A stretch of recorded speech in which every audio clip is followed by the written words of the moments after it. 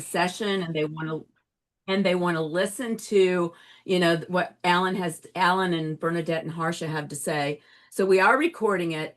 The other thing I want to do is acknowledge the floods in the Texas Hill Country, because I think we probably have quite a few people from Texas.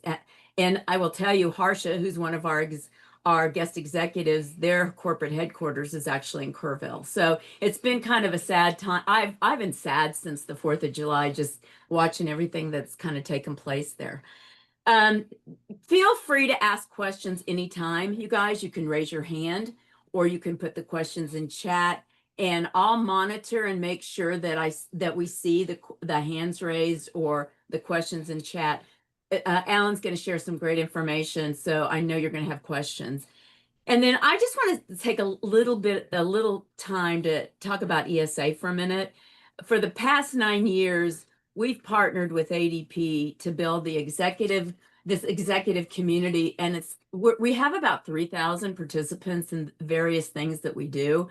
And we deliver world-class thought leadership like today, and then also exposure to innovative technologies that are shaping the future of work.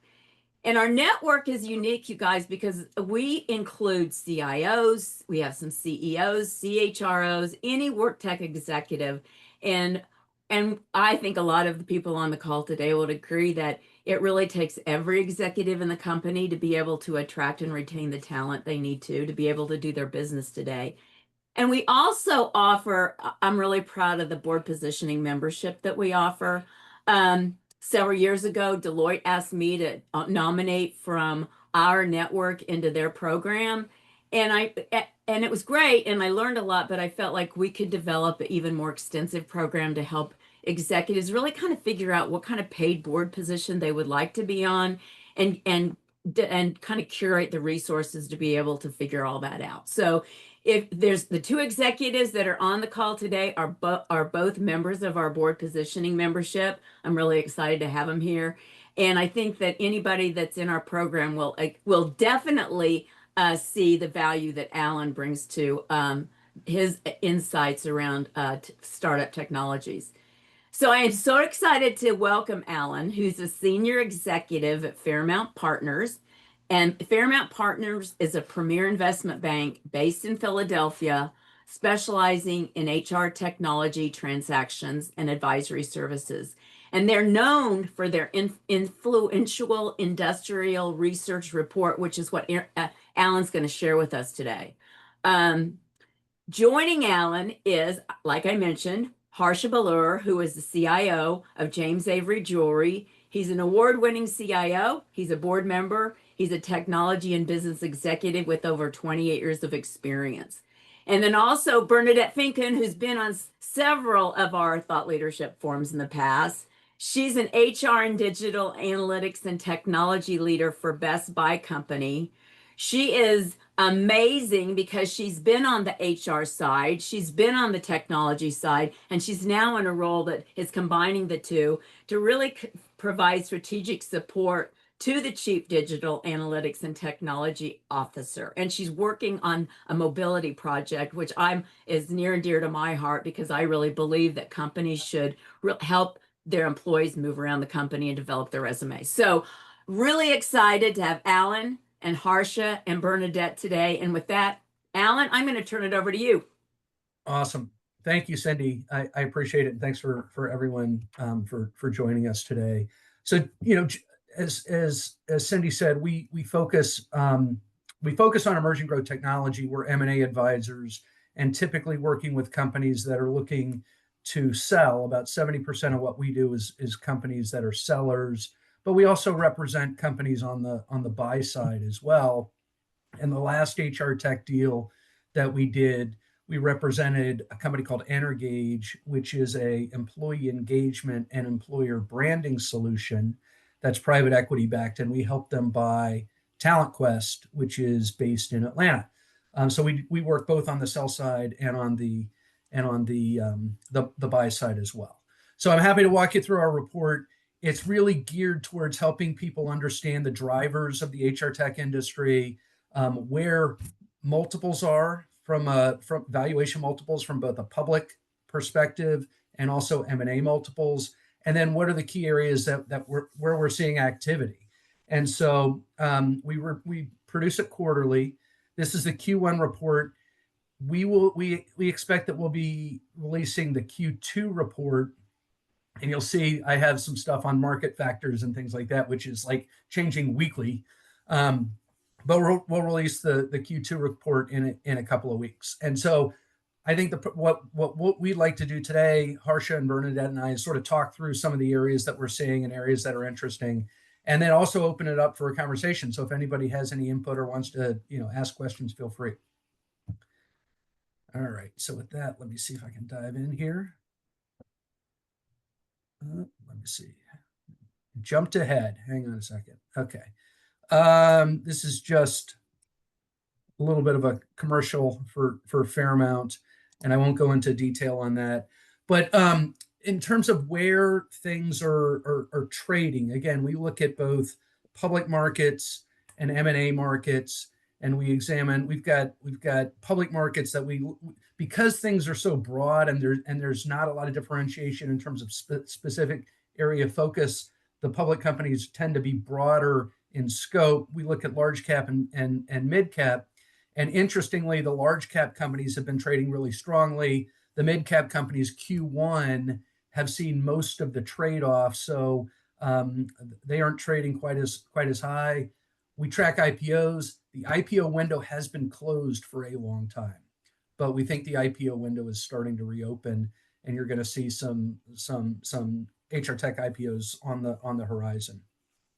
M&A transactions, 116 deals over the last year, and they're trading at a median valuation of about 5.1 times revenue.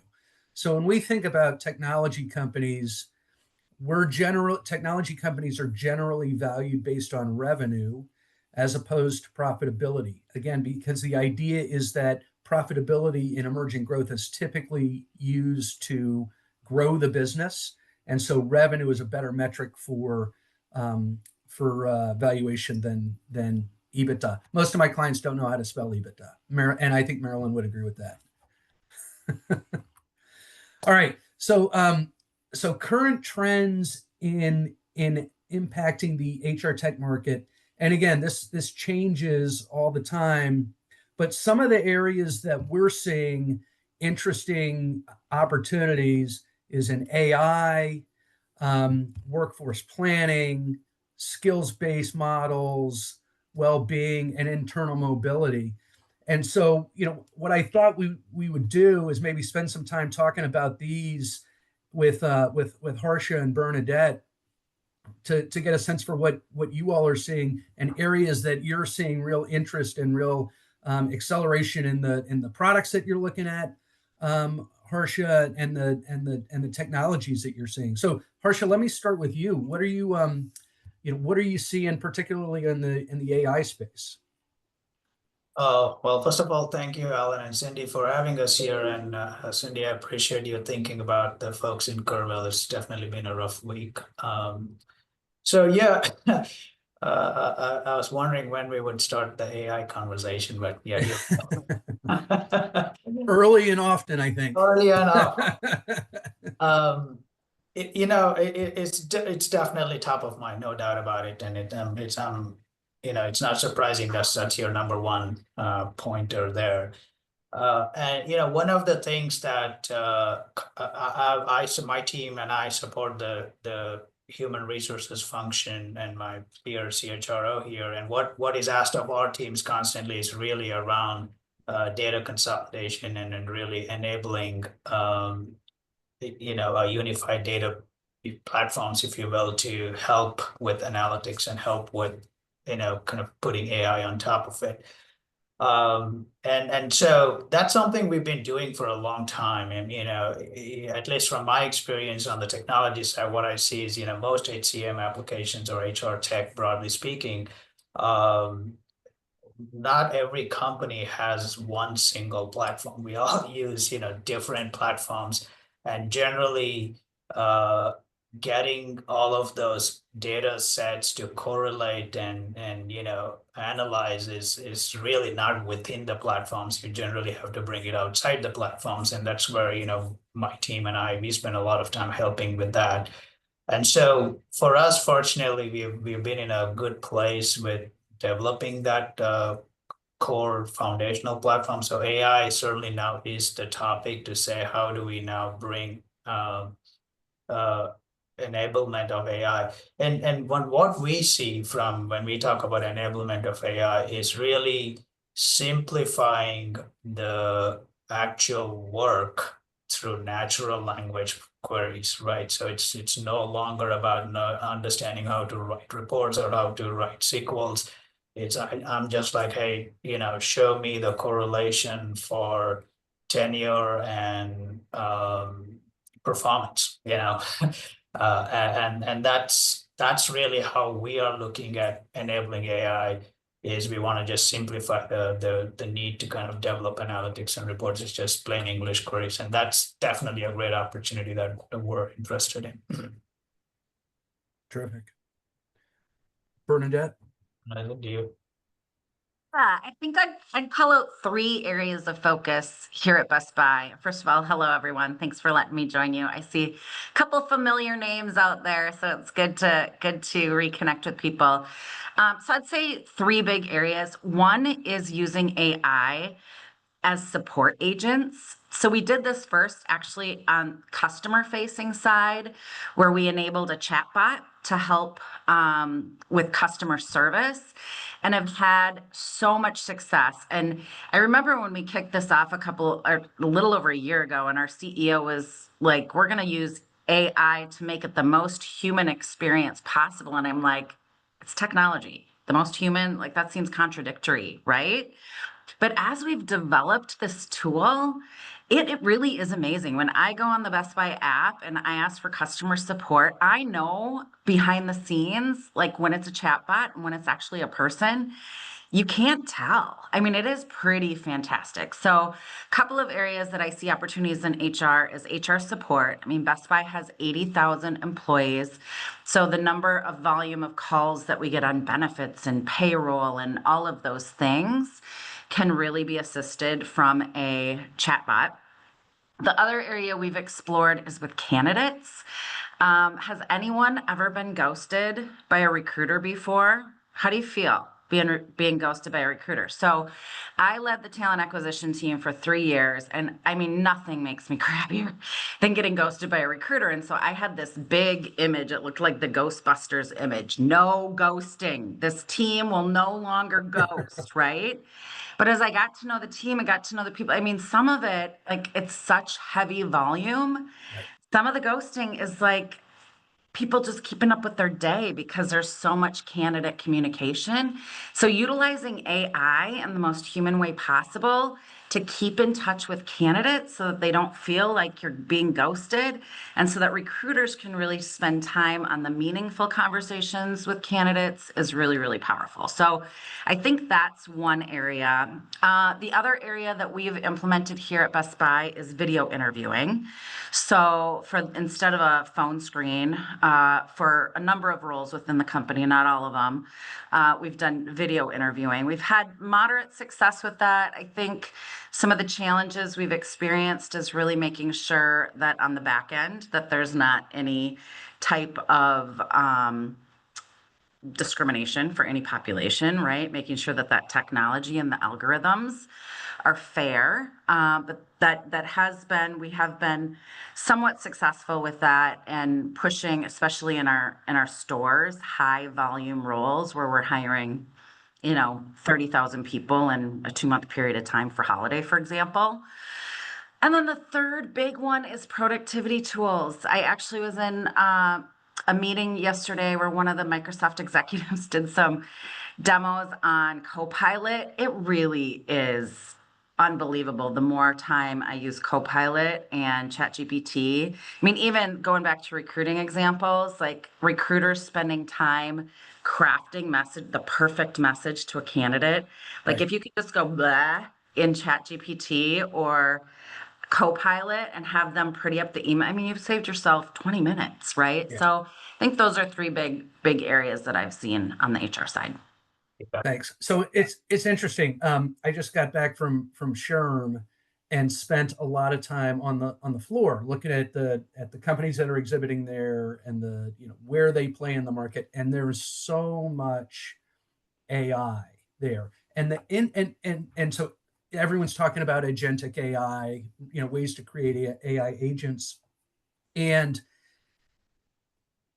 you can overshoot the mark to some extent on the use of AI. So there were a lot of, Bernadette, to your point, there were a lot of talent acquisition uses of AI that do initial screening and do initial outreach and things like that, right? And I think bringing the funnel down, the candidate funnel, into an area that's manageable so that your HR managers can have conversations with the right people instead of a bazillion people makes a lot of sense. But I saw a ton of offerings that are like, we'll do the entire thing, including the interview. And we've got this awesome AI avatar who will interview your candidates. And I'm like, I don't know about that. One of Right? the things we've found through both our data as well as interviewing people after the effect on their experience is that women specifically don't love video interviews. And so we've had to accommodate in different ways to make sure that our candidate pool is diverse. But that was an interesting perspective that women specifically don't love interviewing with the video. So that's interesting. I just like to echo. I mean, one of the broader umbrella that I think we look at is just employee experience, and I see some peppering of the experience across all these different points that you have. But we're in retail much like Bernadette is, and today our average associate in retail is having to log into 5 or 6 different applications to do their jobs, if you will, from POS to clocking in and clocking out to their policies and procedure. So that's an area where we just simply said, from a pure employee experience perspective, we just need to simplify how they deal with on a day-to-day basis, and so we've done a lot of work in just making that a simple chat interface to ask questions. What's my vacation balance? Can I wear sandals in the summer months? Whatever. Right. So that's been pretty well received. Now we're taking that to kind of a second level of translation. Okay, now it's all in English. Now can we do that in Spanish primarily, but for now. So it's an interesting space, but lots and lots of opportunities, but also it's evolving so fast. It's really hard to keep up with it. 100%. And it's interesting going to these trade shows. So I'll hit HR Tech in the fall, and I think it's in September this year, and I'm sure that I'll see new stuff there as well. Hey, Alan, I've got a yes. question. So Okay. how do you, if there's all these opportunities around AI, how do you guys kind of figure out which ones are the real ones and which are the best ones? That's a great question. So it used to be that people would just put AI at the end of the name of the company and just call themselves AI. Mm-hmm. And so the market has gotten smarter about what AI really means, right? Is it an algorithm, or is it just machine learning? Or are there unique data sets that your AI is drawing upon to provide unique answers and experiences, right? So we look at when someone's saying that they're leveraging AI, is it a tool? Is it a way to deliver their product that's more efficient? or is it a real AI solution? If it's a real AI solution, then we need to understand what is the data set that the model was built upon, and how unique is that, and can anybody have access to that? So that's part of it, right? Is trying to figure out, are you a product or are you a company? And do you really have an AI solution, or do you just have an algorithm? Or and if you have an AI solution, how deep and broad and unique is the data from which you've built this solution? So that's kind of how we approach it. Thank you. Yep, you're welcome. You're welcome. So another one that we are looking at, which we hear a lot of folks talking about, is skills-based models. In terms of, so the idea is that you're less focused on the resume and more focused on the actual skills that folks have to do the job. And there are some interesting companies out there that some are testing hard skills, some are testing soft skills. But Harsh and Bernadette, what all are you doing, or how do you all think about skills-based talent models? Well, I can go first, Bernadette, if that's okay. I mean, we have always, as a company, first looked at culture fit more than anything else, right? I mean, that's really the most fundamental, binary decision, saying, are you going to fit here or not? And just I've been here with this company for 13 years, and I can tell you, most people that come here don't leave because it's a great place to be, and so our attrition is low. So which also speaks to culture, and so it's important for us to make sure that we have the right culture. So we assume that people who come to make that cut to an interview have the skills that they need to do the job. So that becomes less relevant in our situation. And so the real validation and test is, do you fit well within our culture?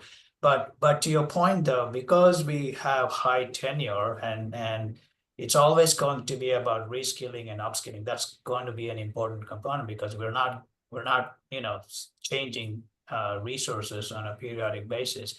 So having the right skills is definitely a very important aspect, and part of the culture is continuous learning, right? So if you make sure that we got people that are curious and always willing to learn and unlearn these days, then that's the characteristics that we're looking for. And then as they are on board, we continually look to upskill and reskill. I think Fred just had a question about how skills and how do we manage AI skills, and that's a very good question, because a lot of companies that I in fact in my technology side of things is they talk about AI, they talk about deploying AI, but they really don't have any focus on training and how do you kind of bring the adoption, and a lot of early failures is primarily because of adoption and kind of skepticism. So there's a very structured program and a training arrangement that we have to make as we consider anything that's to do with AI, just from a adoption point of view, from a privacy and ethics point of view, from just kind of governance point of view. So yeah, I think that's kind of really my thoughts on skills and just recruiting and talent management, generally speaking. Perfect. Yeah, so Best Buy's on a journey as well from a skill-based talent approach. And similar to what Harsha described, we started with really leadership skills or cultural skills. And here's a good little Copilot example. So I couldn't remember what are our 4 skills, so I just typed into Microsoft Copilot, remind me what our 4 skills are. Or four Qs are. So it reminded me, IQ, intelligence quotient, EQ, emotional quotient, AQ, adaptability quotient, and TQ, technology quotient. So underneath that are various skills, and I would argue behaviors around those 4 areas. So those are things that we established maybe a year ago, a little over a year ago, that we've got learning on them, training on them. Our quarterly conversations and performance reviews are based off them, but we really need to get to functional skills and technical skills. So it is a priority for the organization. And I'll give you one really big example why. So on the technology team, if we look at the money that we spend on technology every year, in the past, we spent about 70% of our funds on run the business and about 30% of our funds on strategic priorities, big stuff. We are making a huge shift in that, where 70% is strategic priorities and 30% is more run the business. And to do that, as we know, priorities change year over year, right? So you finish one priority, you go to the next priority, finish what we've got to figure out how to make our talent more mobile, to like who would be best to move from marketplace to, fulfillment as a service, right? Who has the skills to be able to do that, right? So that is a big priority for us. It has not been done, but it is something that we are working on, and will hopefully come to fruition in the near future. So you actually hit on on bullet number 5, which is internal mobility. Mm-hmm.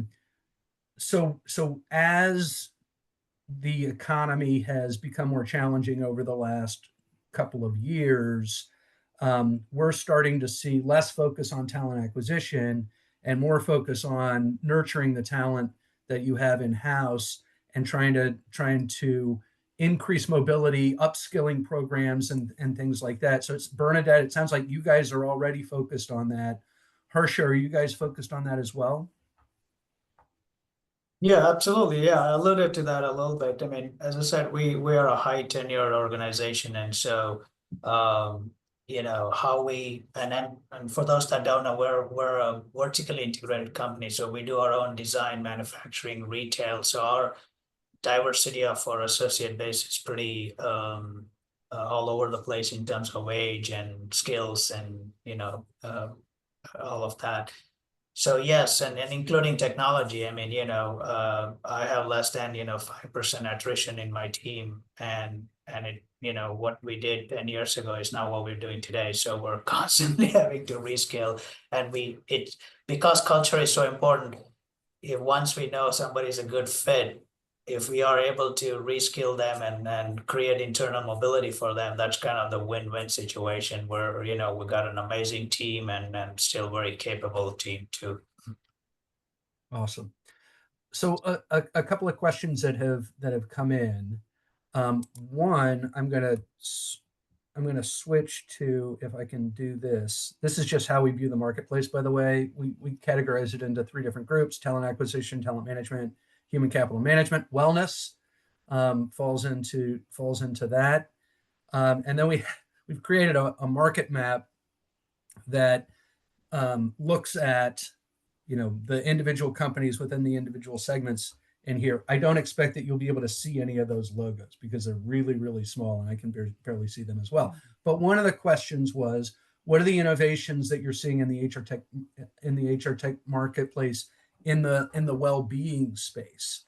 And so I can talk about what I saw on the trade show floor, but Bernadette and Harsha would be great to understand what are you all doing from the benefit side and the well-being side, how you all are approaching that. But I'm seeing all kinds of interesting companies that fall into the wellness category, right? So there's solutions that help people find a mortgage. So you've got financial well-being. There are coaching solutions that you're seeing as part of wellness. There's what would traditionally be ERP, where there's offerings of mental well-being and things like that. So the wellness bucket has gotten really broad. There's gym memberships. There's restaurant things, right? So there's all sorts of tools that people are using that go into the wellness bucket that are built around retention. But Bernadette and Harsha, what are you all seeing within your organizations? Yeah, I'll go first on this one, if that's okay, Harsha. I have a couple examples that I'm super passionate about, but I think one of the things that COVID taught the world, I mean, we saw during COVID a lot of people shift careers to get more time back with their family. People valuing time more than money, honestly.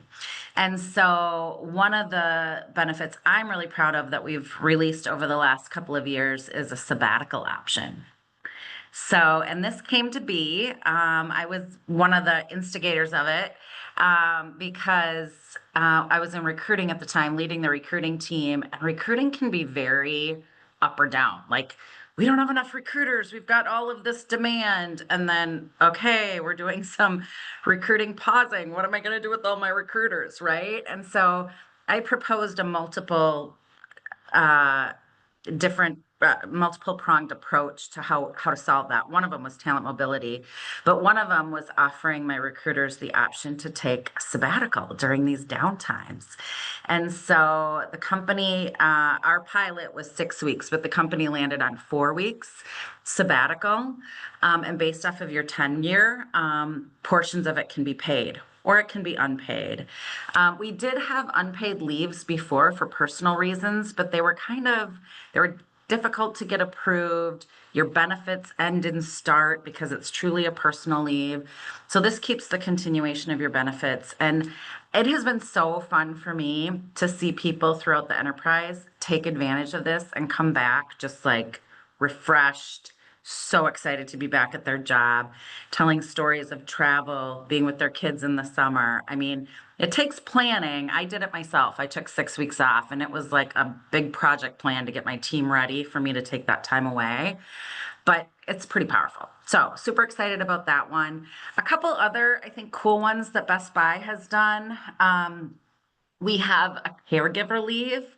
So our maternity leave was below industry standards. And so we were taking a look at that and decided to, instead of expanding our maternity leave, to expand it even further and call it caregiver leave.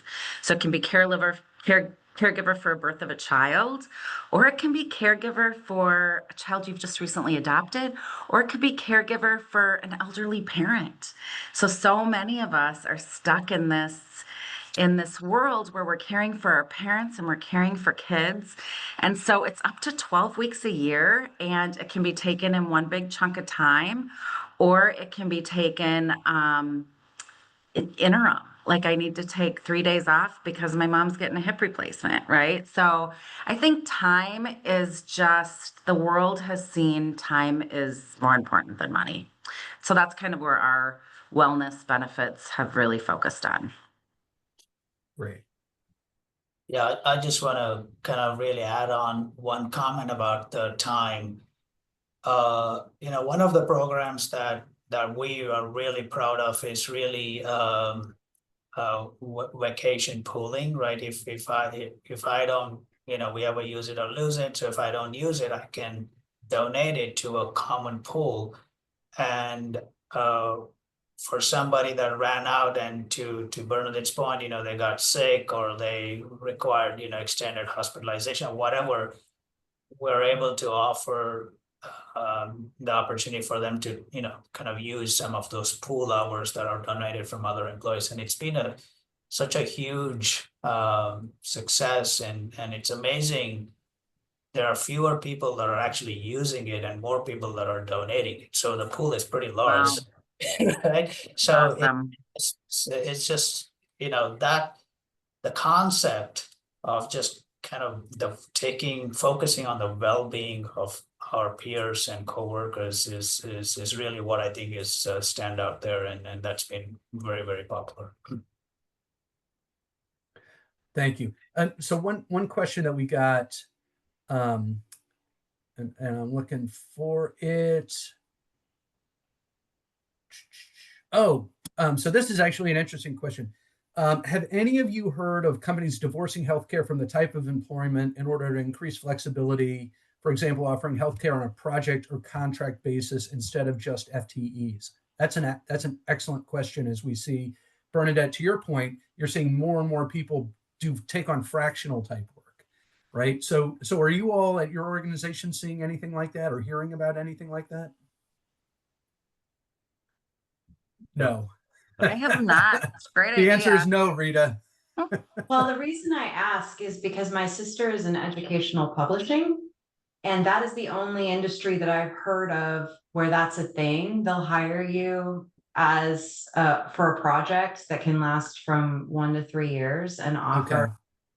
what you would expect to see as an FTE in terms of healthcare. And I thought, well, wow, why aren't more companies doing that? Because I think to your points of workforce planning, and I see that, I work at a bank, but we're undergoing a lot of technology projects, and banks don't typically have huge IT departments. And so, Right. like, the need to constantly be bringing in contractors and vendors and things like that to kind of staff aug. And I think it would be so much more valuable if that became more the norm, to divorce the need to work somewhere full time to provide healthcare for your family. I don't think we're going to get there anytime soon with the government providing it. So I think it's going to come down to employers starting to think about alternative ways to attract talent that might not want to be somewhere 365 days a year. That's interesting, Rita. I mean, the guidance from my CHRO is doing anything like that. It's against that idea because of just, DOL rules and other things that probably come into play, but obviously we won't go into that. Yeah. One more question that we got. So there's actually a couple. So Beth, I actually almost mentioned MeBot when Bernadette was talking about Copilot and using Copilot for things like, or maybe it was Harsha, about employee benefits and where do I go to find this and where do I go to find that, because you have a really cool AI driven solution on that. But where do those things fall within the marketplace? I guess I'd have to. It's a good question, and I might need a new category. I think it's under talent management at some point, or maybe it's under benefits management or employee engagement. But I would need to rethink that. You're gonna create a lot of work for me on my on my market. Sorry, Alan. It's just, we talk about employee experience and it encompasses a lot of Yeah. different things these days. I and think yeah. Go ahead. and like like Stacy over at Sapien Insights, they put, they have built out a bit of a new category in some of their research studies that they do for AI platforms that cover more than simply one point purpose, right? Right. So, and we'll see more and more of these types of solutions in market as, some of the vendors that want to add AI to anything they're doing isn't really sufficing, right? Needs. And so there's more opportunity here for sure. And the reason why I believe there needs to be a category is because if there's a category, then people know how to budget for it.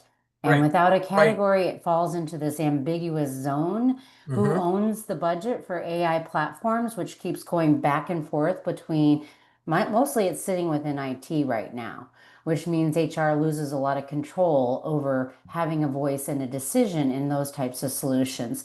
Harsha, I know we've talked about this before too, so, but just wanted to see if there's more of it. If it starts getting in these marketplaces, then maybe HR will be more part of those conversations. Well, that's a really, really great question. Harsha and Bernadette, how do you all think about AI platforms, and where does budget for that fall within your organizations? Go ahead, Bernadette. Ours is really kind of both and.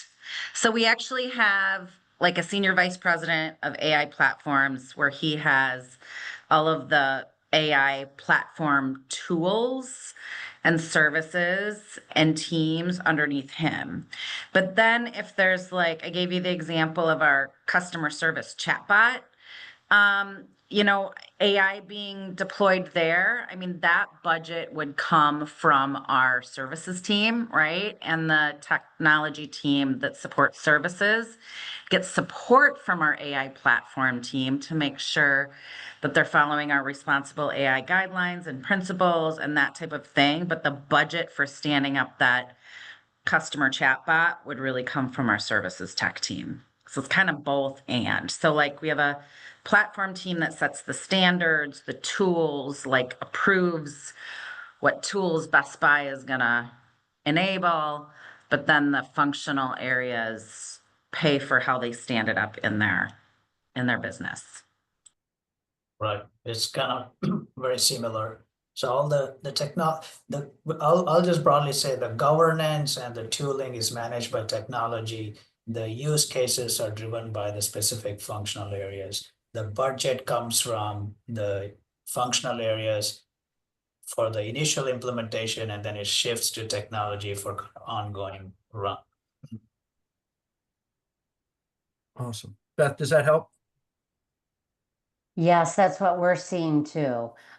Is, you know, the challenge is getting HR to voice their requirements to the IT team to be able to help them search for the types of solutions that are going to really solve their problems. Yeah, I think another key aspect to that, I mean, first of all, it's important that, you know, there need to be high collaboration regardless of HR or any other function with technology. The real challenge that I see from my vantage point is that, you know, as you all noted early on, every company is now AI company, and you know, I won't name names. I know companies that had a .com domain until, you know, 6 months ago now changed AI domain. It's like, okay, you know, you can't just change your name and be somebody else now. But what I also see is that, you know, sometimes when you don't collaborate, one of the new development that's happening right now is more and more companies are starting to put fences around their data set. You know, Salesforce recently, for example, said, you know, you can't get to Slack data, like that third parties can't get to Slack data. So when we talk about AI enablement, it's important to really understand and work with your tech teams to understand, okay, how is data access and sharing enabled? Is it enabled? And what exactly is enabled? Because otherwise you won't get to your end state and outcomes you're looking for, because somebody, you know, restricted you getting that data. So it's, yeah, I would say, you know, it's important to really collaborate and make sure everybody's on the same page in what they're trying to get and the means to that end. Awesome. Thanks, Harsha. Thank you. So just I want to be mindful of time, and I do want to leave a little bit of time left for Q&A to the extent other folks have other questions. But to sort of blow through this quickly, we also look at, so we look at each individual market segment, so talent acquisition, talent management, core HR, try and figure out what's going on in the markets. What are the, you know, what's happening that are driving the markets? What are the trends that within those different segments? And we do it for each. With we call HCM, which includes core HR and a few other things. I'll get to this in a little bit. But what's really interesting about this is that when you look at where all the venture money has been going, so it's always interesting to see the VCs. What are they investing in, right? What segments are they investing in? And I'll come back to it in a little bit, but it's been core HR, right? It's payroll, and it's add-ons to payroll. It's the Ripplings and the Deals of the world, and other interesting core HR solutions. Because you think about where is the money going, they're looking at what's a nice to have versus what's a need to have, and a you know, core solutions are need to have. You got to have it, right? And so that's where the money's going, and I'll hit that in a second. But we talk about what's happening in the equity markets. All of this has changed. I've got to update all of this, and literally when we're pitching business, I have to update this all the time because it is changing so often. But we look at the equity markets. what's happening in the equity markets, what's happening in the debt markets, where are interest rates, and then economic conditions. We look at inflation, we look at hiring, we look at consumer confidence, and we look at the Fed environment, because all of that has an impact on markets and M&A. We look at the public comps. This is how they've performed. M&A, who are the big buyers out there, and what are those companies trading for from an M&A perspective. So we're looking at last 36 months, last 12 months M&A transactions. What are the companies that have gotten big multiples? And we try and understand why. And then again, on the financing side, you can see that financing had slowed down significantly over the course of, since early 2022. And that's also in conjunction with the rising interest rate environment. But, on the core HR side, right, that's the middle bar that leads. So it led in Q1, it led in Q4, and it's basically led since Q3 of 2022, which I find interesting. And so this is a list of the financings that have happened in Q1 2025. So I just thought that would be interesting. And then these are the shows that I go to with Marilyn generally, and so that's kind of it. And then we also have a recommended reading. So all the stuff where we draw data from, we include links there so that you can go through and take a look and read through the information that we're reading through. And so that's kind of it for our report. We will, like I said, we're going to send out a Q2 in the next couple of weeks. We're putting it together now. I will send it to Cindy. Cindy can send it to everybody else. If you want to get on my mailing list, just shoot me a note or send me a LinkedIn. Probably LinkedIn is better. My email is alan.bourne@fairmountpartners.com. And with that, I'll stop sharing the report and then open it up for folks who may have additional questions in the time we have left. Did anybody have a question that wasn't answered? You did a great job, Alan, of looking at the chat questions. Thank you. But did anybody have a question that wasn't answered? I know, Fred, you had a question about the wellness market, and this has always been a question I've had: is how do you know?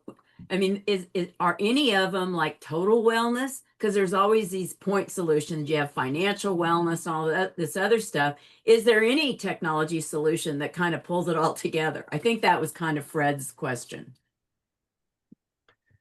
Yeah. So we worked with a company years ago. It was a company called DHS, and they had a platform that was sort of like middleware for all the different point solutions.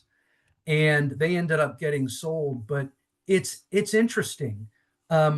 We don't see a whole lot of integrated wellness platforms. I mean, you could say like a Virgin Pulse or something like that potentially, but a lot of the stuff is point solutions that are coming through brokers, right? And the other thing that we found when I was working with wellness companies is it's really, and I'd be interested to know from Bernadette and Harsha how you guys buy these solutions, because the challenge that I have seen with some companies that are in the wellness space is that going direct is really hard. The path of least resistance is really going through the brokers to get those solutions offered into their customers. So, I don't know, Bernadette, how do you all find interesting solutions, and how do you typically buy them? I mean, right now we are going direct. Okay. To we don't use a broker. So we have all different point solutions. And what are you doing to integrate them, if anything? I think it's integrated into a story. It's integrated into like our total rewards view for our employees. But from a data perspective, I'm not sure that there's a lot of specific data integrations Yeah. as Well, far as I don't necessarily, yeah, I don't necessarily mean data integration. Rather, I mean, is there a central location where employees can go to find all this stuff? For sure. Okay. Yep. So we have an HR portal, an employee portal, and we've got a wellness page, and you can see financial wellness, mental health wellness, health wellness, all of those things. Yeah. Awesome. Harsha, Any do you other- guys buy direct or do you go through brokers? I honestly don't know the answer to that. It's a little outside of my purview, but I can tell you at least from 401k management, it's all through brokers. Yeah. And then I don't know the healthcare side of things. So Okay. outside of my wheelhouse. So Alan, I'll ask you a question that I asked when we were talking on Monday. So how do you determine really kind of where you should be directing money, you know, in terms of the HR work tech Yeah, solutions? that's a great question. So what we're looking for when we're evaluating clients is a lot of it has to do with momentum, right? And so as you think about, you know, the folks on the call who think about where to focus their time and which boards to go on and things like that, the things that we look at is momentum. And momentum can be measured in a bunch of different ways. It's not always measured in revenue. It can be measured in growth in pipeline over time, which will lead to revenue. So we look for momentum. We look for, are they retaining their customers and growing their customers? So customer retention is a big thing that we look at. We try and understand the total addressable market that they're playing in, right? How big is the market? And who are the competitors in that market?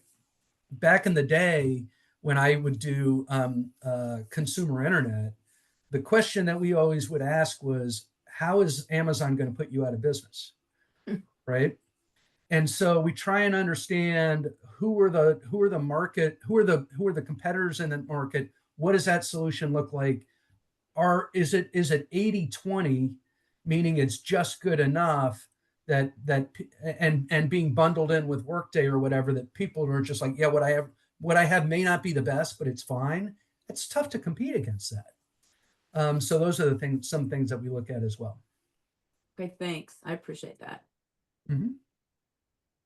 Anything else? Anybody have any other questions? We've got about 5 minutes. And if we don't, we're not going to just sit here for 5 minutes.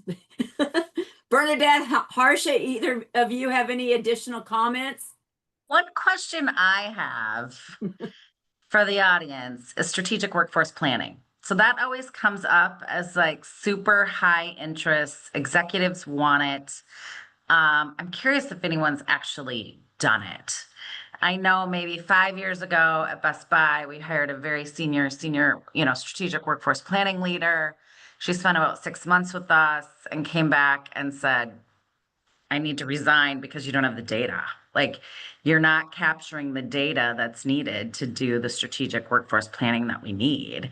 And so, I mean, since then, we've implemented Workday. We've come up with a better data architecture. We know where the system of record is for which piece of data, but like, it's hard. Strategic workforce planning is hard. I'm curious if anyone has actually done it and at what scale. Bernadette, this is Dipankar.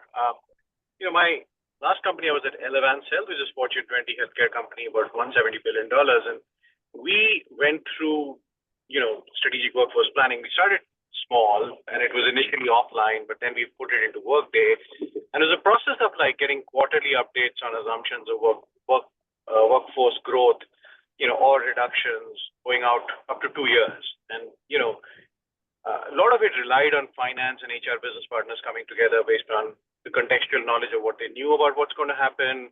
If they knew there's a business that's going to ramp up or go down, and talking to the business leaders to pull it together.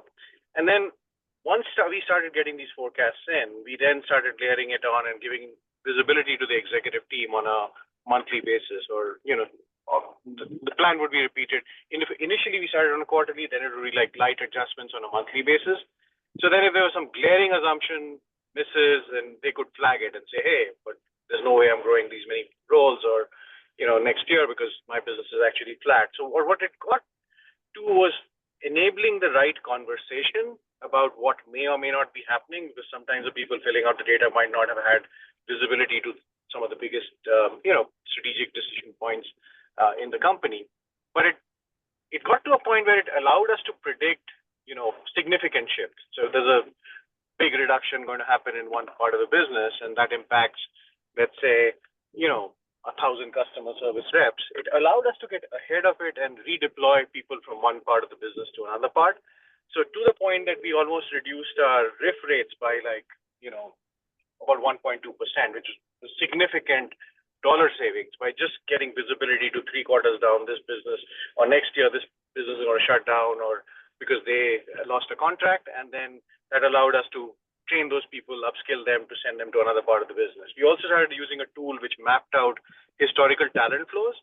So think about where customer service reps, what are the jobs they can go into, and we use that to sort of direct, the flow of talent and help people move across the organization. So that's the one example I've seen, and often it was about the big shifts or redeployment, workforce agility. Those are the big ones. Another time I've done it, I've seen a lot of value in the qualitative aspect. Like if there's if you do not just the quantitative, but you also focus on what talent segments are shifting, what new segments are emerging, that helped drive the conversation on should you strategically, from a talent management perspective, focus on hiring, developing, retaining a skill set that may or may not have been, your top ones in the current scheme. So hopefully that helps. It does. Thank you. Yeah, thanks, Dipankar. That was great. I appreciate it. Anybody else? We've got 2 minutes. Yeah, I was just going to say that we do that in our manufacturing workforce. We have about 1,000 people between 4 production facilities. Because of high tenure, we have 3 different skill categories. So we need a perfect mix of that. We don't want, skill 3 to be greater than a certain percent. We want skill 1, 2. So we have tech 1, tech 2, tech 3. And between managing that balance of that skill sets and looking at labor costs and looking at retirements, because as I said, we have people that stay here for a long time.